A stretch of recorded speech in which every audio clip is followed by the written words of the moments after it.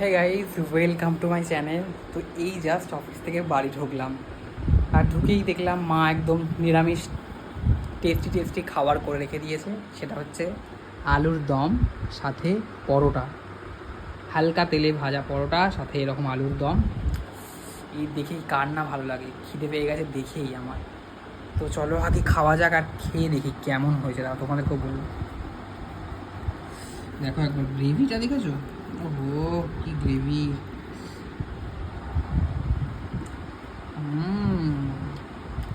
আমার মা আলুর দম করলে এরকম দারুণ টেস্টি হয়।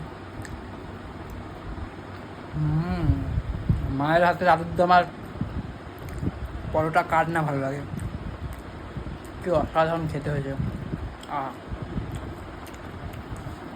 তোমাদের কাদের কাদের আলুর দম ভালো লাগে, এরকম কষা আলুর দম, কমেন্ট বক্সে জানাবে। তার সাথে এরকম অল্প তেলে পরোটা ভাজা। চলো খেয়ে নিই, চালা।